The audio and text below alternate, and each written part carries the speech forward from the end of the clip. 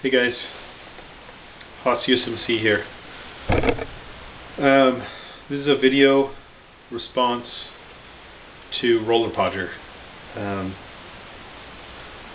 and it's also for the benefit of Landshark 22, Hibernia Sun, and anyone else who cares to watch this video and who's involved in this discussion about the pepperoni and side of WROL. I don't know if you're going to watch my video, Roller Podger. I don't know if you've seen my videos. Probably not. That's fine. I don't care. I'm not on here to be popular. I'm on here to, well, I think you'll find out why I'm on here. I wanted to preface this with saying that I'm not jumping on this bandwagon just because, for whatever reason that someone might think that I am, but because I've posted videos on this before, and if you'd like to see them, they're called, the very first one I did, this is maybe 2 weeks ago or a week and a half ago, I made one called Balls, You Got a Pair? ? And then after that, a couple days later, I posted one saying, what have you done for the Republic today? So if you're interested in watching those, then go ahead. I'm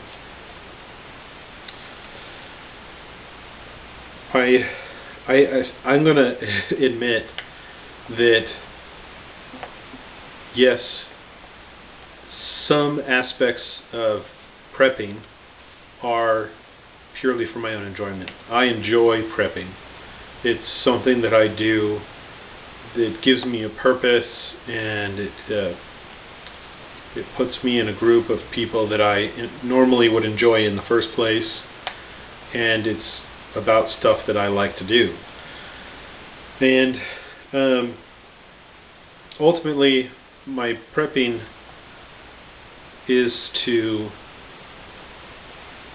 I've articulated this before in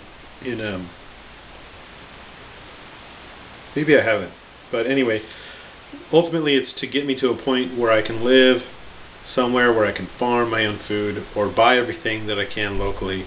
You know, I live in the hippie Northwest, and yeah, I've been talking about growing my own fuel for years, and you know, this is all some stuff that I've been wanting to do for a long time. Basically, like you were saying, getting off grid, buying local, buying American. And you know, I've been on the Buy America bandwagon forever. It's just I think a part of being a conservative. And I'll tell you also that I am just as guilty as a lot of these other guys for, you know, playing the whole left-right paradigm. Okay, so all that prefaced, I'm going to try to cover this quickly because I didn't even start a timer. So what I wanted to say is, I kind of wrote some notes on your video, and I'm going to cover them real fast as I can. Voting effectively is what I call it, which I think couples in with a point at the end of your video. This is the one that you responded to Landshark 22. Which I would also term American apathy, the false left-right paradigm, and this is exactly the type of stuff that pisses me off, where, you know, we're all, the left is all asleep now, and then the right's all asleep when Bush is in, and you know, whoever is going to come after Obama or whatever, you know, and it's just like this trade-off of people who are pissed off, except that they're not even pissed off about the right stuff. It's exactly, I mean, your video is like the best explanation, I think, in a short period of time that really covers just the idiocy of Americans. And the apathy and the ignorance is abounding and astounding. It's ridiculous. And I also wanted to, I was working on this, I'm working on a series of fortifications, and I do that because I was professionally trained in it by the military, and I enjoy it in the first place. The concepts of fortifications are something that I've always enjoyed. It's like when I was a kid reading about Hadrian's Wall, and the whole, just everything about fortifications is interesting to me. Siege weapons of the old capital days and all that. It's all very interesting to me, and it's all very something that I've always enjoyed to study. And I wanted to say that what you're talking about, houses. I was going to do a video on this is in in the works right now. Is your normal house, and I actually I said this in cover or concealment, patrolling to the pub, or on patrol to the pub or something like that. That a normal house is basically paper. I mean, when compared to a bullet, and they'll just turn into Swiss cheese, and I will totally reinforce that. It's just, a home is it's a death trap, basically. If you're inside a home, and a normal home inside in WROL, you're going to be chopped to pieces. And finally, I'd like to address prepping, the concept of prepping overall, and how that will manifest itself. And to me, the concept of prepping is not necessarily for Red Dawn style invasions, which Red Dawn seems to keep coming up, which doesn't necessarily bother me. I like that film a lot. But you made I think the best point that I've heard so far out of anything is about the nukes, and I can confirm that. I was in the military, and I know guys that worked in the plants where they make nukes, and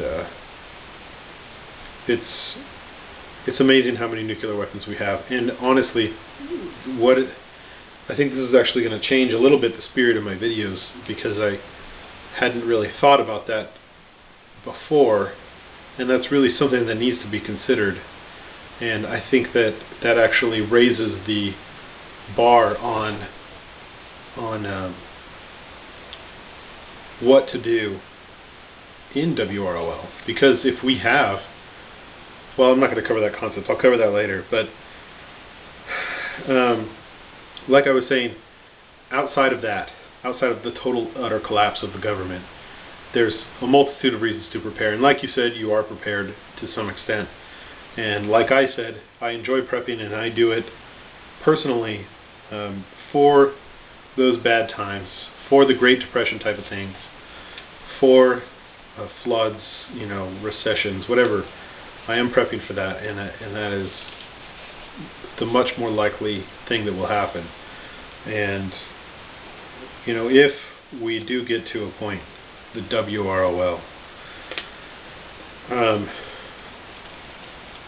I don't know what to do, and I think that's another thing that I agreed with you about in your first video, is that everybody has this kind of set plan, like the WRO happens and I'm going to go here, and then I'm going to do this, and I'm going to shoot anybody that comes by. And that's just ridiculous to me. There's no plan. You have to play it by ear 100%. And there is a certain amount of armchair generaling going on. I think a large amount of armchair generaling going on, and I see a lot of guys that were never in the military or never in any sort of position where they understood rank structures and concepts of defense and patrolling and things, and all those concepts that would be useful in organizing people and things like that in WROL. And I'm getting off on a tangent here, but what I wanted to, I think, reinforce the most is that I agree with you,